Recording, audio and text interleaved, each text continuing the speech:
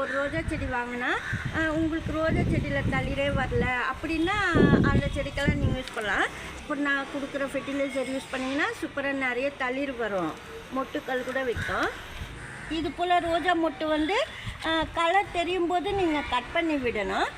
அப்போ தான் இங்கேருந்து நிறைய தளிர் வரும்.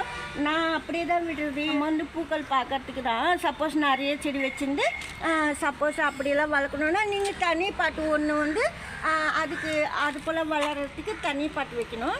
ஆனால் இந்த பாட்டு நான் அது போல் தான் வைக்கலான்னு இருக்கேன். மொட்டையெல்லாம் கட் பண்ணி விட்டுட்டு தளிர் மட்டும் வர வைக்கிறதுக்கு பெரிய செடி வளரும், சீக்கிரமாக பெரிய செடி வளரும்.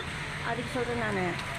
ஏன்னா பெரிய செடி வளர்க்கணும், நம்ம சீக்கிரமாக வளரணும் ரோஜா செடினா இது போல் மொட்டுக்கள் எல்லாம் கட் பண்ணால் புது தளிர் போட்டு திருப்பி மொட்டு வரும், திருப்பியும் நீங்கள் கட் பண்ணணும். சில பேர் வந்து 6 மந்த் வரைக்கும் அது போல் கட் பண்ணுறாங்க மொட்டைலாம்.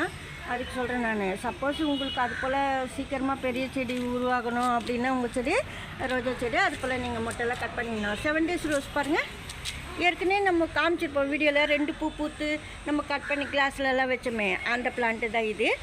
பக்கத்துலலாம் நான் வந்து இந்த ஆரஞ்சு கலர் பால்சம்லாம் போட்டிருக்கேன். ஆரஞ்சு கலர் டார்க் ஆரஞ்சு சூப்பராக இருக்கும் இந்த பிளான்ட்டு கூட பால்சம்மு.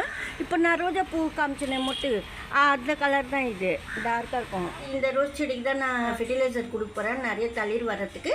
இப்போ மேலே வந்து ஆரஞ்சு கலர் ரோஜா பூ செடி காமிச்சோம் பாருங்கள், அதே செடி தான் இதுவும், வேறு செடி அதே கலர் தான், அதே செடி தான் அது. ஆனால் அந்த செடி பெரிய கொஞ்சம் லிமிட் சைஸில் இருக்குது, இது சின்ன பாட்டில் வச்சுருக்கேன். இப்போ நான் வந்து பாருங்கள், இது வந்து கடலை பருப்பு தண்ணி, அதாவது வடைக்கெல்லாம் மாவு அரைப்பீங்க அந்த டைமில் நம்ம வந்து அந்த கிண்ணமெல்லாம் கழுவோம், இல்லை கையில் தொட்டு தண்ணியில் நம்ம வடைலாம் தட்டி போடுவோம். அந்த சமயத்தில் அந்த தண்ணி வச்சுருந்து கூட நீங்கள் தயிர் ஊற்றி வச்சிடலாம் பாட்டிலில். நான் அது போல் தான் கடலை பருப்பு தண்ணியில் வந்து நான் 1 ஸ்பூன் தயிர் ஊற்றிட்டு வச்சுருந்தேன். நீங்கள் 3 days வச்சுருந்து அதுக்கப்புறமா செடி ஊற்றணும். நான் வந்து நைட்டு மட்டும்தான் பண்ணியிருக்கேன். இந்த அளவு செடி ஊற்றிடலான்னு சொல்லிட்டு இது நிறைய இருக்குது, ரொம்ப நாள் வச்சுருக்கலாம். நம்ம 7 days வரைக்கும் ஃபர்மெண்ட் பண்ணிவிட்டு செடி ஊற்றலாம். இருந்தாலும் இந்த செடிக்கு நான் ஊற்றணும்னு இருக்கேன். நல்லா புளிச்ச தயிர் ஊற்றினா ஒரு நைட்லேயே புளிச்சிடும் தண்ணி, கடலை மாவு தண்ணி சொல்கிறேன். ரொம்ப நல்லா செடிக்கு வேலை செய்யும், நிறைய தளிர் வரும் ரோஜா செடி. இந்த பெரிய கிளாஸ் இது 3/4 இந்த அளவுக்கு நான் தண்ணி எடுத்துக்கேன். 1/4 பங்கு தான் இந்த ஃபெர்டிலைசர் ஊற்றுறேன் நான். எதுக்கு சொல்கிறேன்னா நைட்டு கலந்து வச்சுட்டு காலையில் எழுந்திரிச்சிட்டு நீங்கள் வந்து ஷேக் பண்ணி விடணும். நல்லா இது போல் பண்ணி வச்சுட்டு அதுக்கப்புறமா செடிக்கு வந்து நீங்கள் ஊற்றுறப்போ ஊற்றிக்கலாம்.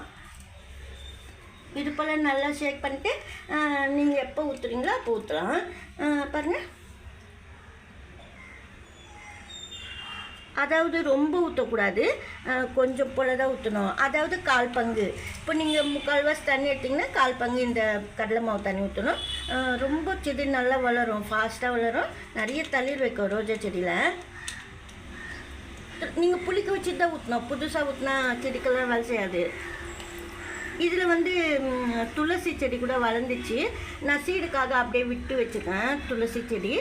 இந்த ரோஜா செடி வச்சு நான் வீடியோ பண்ணுறேன் தளிர் வந்ததுமே. இது போல் நீங்கள் கடலை மாவு யூஸ் பண்ணும்போது சூப்பராக தளிர் வைக்கும் ரோஜா செடியில். 2 daysலேயே தளிர் வரும்.